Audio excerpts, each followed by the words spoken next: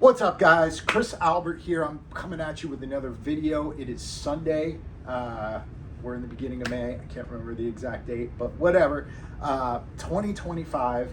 And I'm going to talk to you guys today about why I came back to the Catholic Church. And this is probably going to be split up into a couple of different videos. You know, this video is going to be centered around why I started to believe in God again and believe in Jesus Christ and accept Jesus Christ into my life. And then we'll get into, in other videos, why specifically I chose the Catholic Church out of all the different churches out there. So that'll be a totally separate discussion. But just to start off, for those of you who have been fans of my channel in the past, or maybe you're just coming across this channel, I don't know how you would randomly come across my channel, because it's not, I'm not promoting this channel. The channel's never been huge, even when I was trying to be a fitness influencer. The whole purpose of this channel now is just to kind of chronicle my life and my thoughts, because I'm 46 years old. I hope I get to have children. God willing, I get to have children. And as I get older, as they get older, I want them to see how I was when I was at the quote-unquote prime of my life. So that's the whole reason for this channel existing. If you get something out of it, sure, like and subscribe. That's awesome. But I've got nothing to sell you. I'm not trying to be famous. I'm not trying to be an influencer. These are just things that I've come across in my life that I've found helpful, and I hope they help my children and you. So why did I come back to the Catholic Church, and specifically for this video, why did I come back to God? And just to give you some background, when I was a kid, I was raised without religion. I was baptized Catholic, but I was around 7 or 8. You know, I was at Sunday school, and I told my mother, look, I don't believe in this stuff. I was giving the Sunday school teachers a lot of hell, and I was a smart ass. I was an idiot kid, and you know, my mom, she realized that I was not going to cooperate with the whole thing, and so she pulled me out of Sunday school. She stopped bringing me to church because I just was very much opposed to it at the time.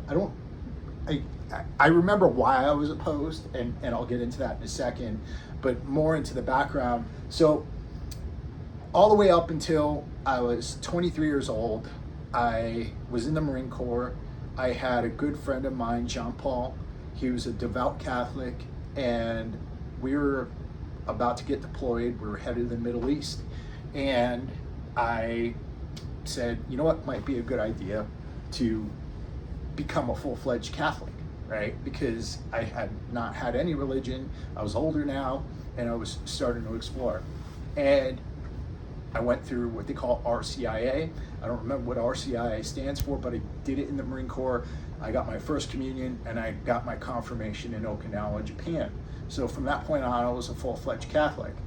And was doing well at the church for a while. I had not read the Bible up to that point. I had read parts of it or anything like that, and this will go into the whole story too, but I had not actually examined the religion. I went through these classes, you know, of course they go through Bible verses there, but I was able to become a full-fledged Catholic.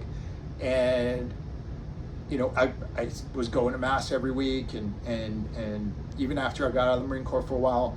And then I started going through some really tough times. You know, I moved away, I moved to California, and yeah, I had just stopped going to Mass. And I would go back during different periods of my life, but I kept, you know, there was something in my head. At the time, I was a very hedonistic, very immoral person. And because of that, I kept telling myself, well, this isn't the right environment for me. They're never going to accept me. And so I kept going further and further down into this hole of hedonism, you know, sleeping with women and being an alcoholic, and kind of basically ruining my whole life. And I kept going further and further down that hole. And then rather than coming back to the church, I found bodybuilding. So bodybuilding to me was everything, because I had always had goals of trying to be, muscular and strong and everything like that. But it gave me something to focus on, and it was awesome. It was healthy in that way, but it was also unhealthy because rather than worshiping God, I was worshiping myself. I was wrapping my whole identity around being this muscular, jacked individual. My whole profession became centered around it. I started this channel. I'm a personal trainer. I owned a gym. I got wrapped up in that identity. And so my whole self-worth, everything was wrapped around my physique. And that was me for 12, 13 years. Living in Los Angeles, living in Long Beach, doing that. And even when I moved out to the desert in California, that was my whole identity, was building up my body and trying to suck in as much knowledge of that as possible. Then autoimmune disease. So I have ulcerative colitis, severe ulcerative colitis. I went through a series of really bad flares, went from being like a 210, 220 pound jacked person who would squat so much weight, and I got down to 148 pounds and I looked like a skeleton. And that's when I had to really turn my life around, and I did. I got out of the fitness industry. I stopped. I always trained, but I stopped training like I was training, and I focused more on health, focused more on that stuff. And then I switched careers, and today I'm the CEO of a manufacturing company. But even for the years when I was turning my life around, I got my financial life in order, I was in a great relationship, something felt absolutely empty. I kept yearning for something, and I couldn't figure out what that was. So I got into stand-up comedy, and I was actually doing stand-up comedy down here around Miami for 2 years, and it was more of a hobby. I was never trying to be famous with it or anything like that. I did pretty well, but I got some great gigs and stuff like that, but I was never on a trajectory to doing it professionally or anything like that. And I was researching a bit, and I started reading the Bible. The bit was about Abraham and circumcision. And at first I was just reading the Bible for that bit. And then I got sucked in. And I started reading through the whole thing, and little by little, I was like, wow, there's some really good stuff in here. And I started wondering to myself, well, what's been my problem with religion the whole time? When I was a kid, the reason I kept telling myself, hey, I don't want to do this, is because, well, there was no evidence for what they were saying. I was like, you're telling me Jesus Christ resurrected from the dead? And I said, there's no way I could believe that. They're telling me, Mary had Jesus Christ without ever having sex. I was like, no, there's no way that could ever happen. And so I was wrapping my head around this whole, what my version of reality was. And then as I went into college and university, I was a political science major. And I not to get into politics here, but when you're in that type of environment, and I studied for all the way up through PhD political science, it's a very leftist culture. And what leftist cultures tend to do, and again, I'm not trying to come down on it, but what they tend to do is they tend to criticize anything that's traditional. And so the idea of being religious in that kind of culture, that kind of environment was you were anathematized. You were if you were going to do that, you were like, no, there's no way. You're starting to become one of the oppressors. And so little by little, I had my mind switched out of this, because I started realizing, okay, all these people who are atheists, who think that they're smarter than everybody else, well, where's their evidence, right? Because, like, if you look at the fact that I'm here, like right now, I'm talking to you through a little metal box, and you're watching me on another little metal box, maybe, thousands of miles away from here, right?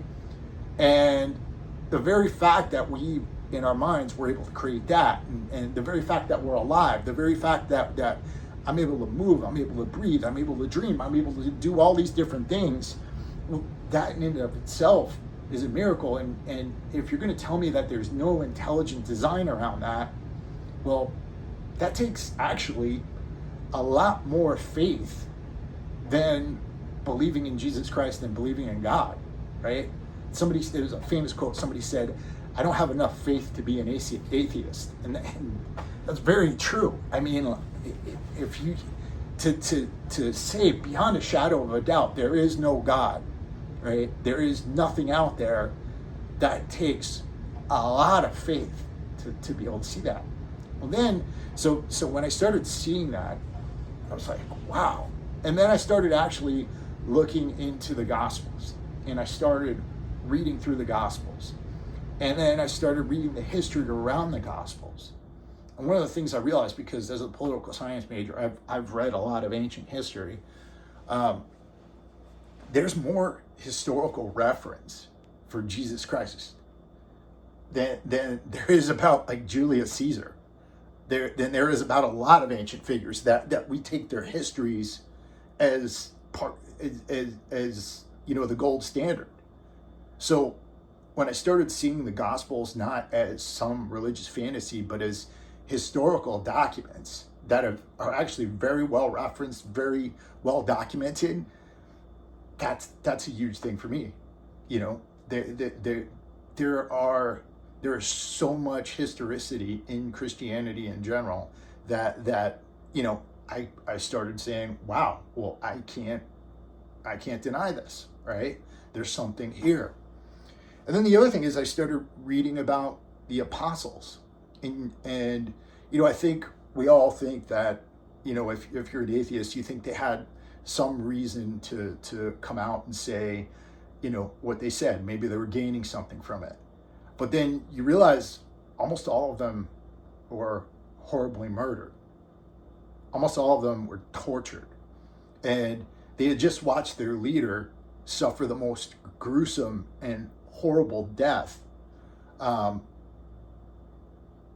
Just immense torture of Jesus Christ at the crucifixion and for the hours prior to that. Well, you got to think, how scared were these individuals?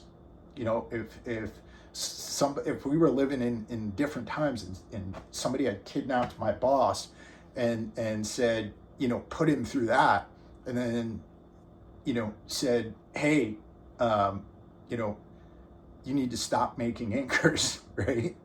Like, I would definitely stop making anchors, but these guys didn't stop, right? They didn't stop preaching the gospel. They didn't stop preaching the good news. They kept going, right? Despite the threat. 12 scared individuals in an attic all of a sudden were like, oh man, we got to go out and spread the word. They didn't have any fear. Like, that says something to me, that despite all this, with nothing to gain, they kept going out there and spreading the gospel. So that's a major piece of evidence. And all of that, throughout the early history of Christianity, Christians were persecuted. Christians were fed to the lions. They were put in the gladiatorial ring. They were burned alive. Like, there's so much there. I think it was like the first 30 or 40 popes died horrible deaths. Like, that's crazy, to think that these people went out there and that they would die for something that they didn't actually believe in. So there's that. And then when you get to the resurrection, a lot of people have problems with the resurrection. But if you actually read through the gospel, you read through Acts, you read through the letters of St. Paul, you realize there were so many witnesses to the resurrected Jesus, right? And again, it does take a bit of faith to believe it, and faith is important. But one of the things I also realized was that, there's the historical facts, but faith is also a gift. It's a gift from God. And I needed to believe in something, right? And this is this is bigger than any of the historical facts. It's bigger than anything. That feeling of emptiness that you get from not believing, from not having a God. It's one of the worst feelings in the world, and I never realized it until I committed myself to Jesus Christ. Like, I didn't realize how empty I was. Well, maybe I realized I was empty, but I didn't realize why I was so empty. I grew up thinking, because I never had a dad growing up, I never had a father, I never had a male figure. When I was a young boy, had I stayed committed to the path, I think it just would have been so much easier for me. It would have been so much easier for me to believe that I was worth something, because God believes I'm worth something. God believed that I was worth dying for. God believed that you were worth dying for. And so that's been so huge for me, and it's completely turned my life around. I'm happier than I've ever been. And that's after going through all the crazy stuff I've been through over the last 5-6 years, and throughout my life. And I'm so happy. I'm so blessed. I'm filled with gratitude every day. I spent years trying to do gratitude journals, trying to figure out things to be grateful for, when it was right there all along, and so I don't believe in pushing people toward anything. I think that in order to be a true Christian, a true disciple of Christ, you've got to be able to. I'm gonna come out here. I'm gonna carry you guys with me because I got Piper barking. Piper. Oh, sorry. Hi, how are you? Come on, son. Sorry, guys. In order to be a true disciple of Christ, you've got to come willingly. Like, you've got to be able to dedicate yourself to Him. But once you actually believe, it becomes the most important thing. Like, I love my woman more than anything. I love my mother more than anything. I love my family more than anything. But I love Jesus Christ more. And I know that He loves them more than I could ever love them. And when you have that as a constant in your life, somebody who's never going to leave you, somebody who no matter how much you turn your back on them, no matter how much you betray them, they'll take you back, and they'll still love you like He loves us. It's the most amazing feeling in the world. And I'm still learning. I'm still getting through everything, but it's been the most amazing thing in my life up to this point. It's better than anything I've ever accomplished. It's better than having millions of dollars in the bank account, having the six-pack abs or anything like that. And I wouldn't trade it in for anything. So that's what I got, guys. In my next video, I'll talk to you about why the Catholic Church. Why did I come back to the Catholic Church when there were so many other options out there within the body of Christ? And I'm sure, there's, regardless of what religion you are out there, or what branch of Christianity, I love you all. I love you even if you're not a Christian. This is just my story, and I hope that you guys find something from this. So God bless you. I love you. If you're my future children watching this, I love you guys too. And I'll talk to you soon. Peace.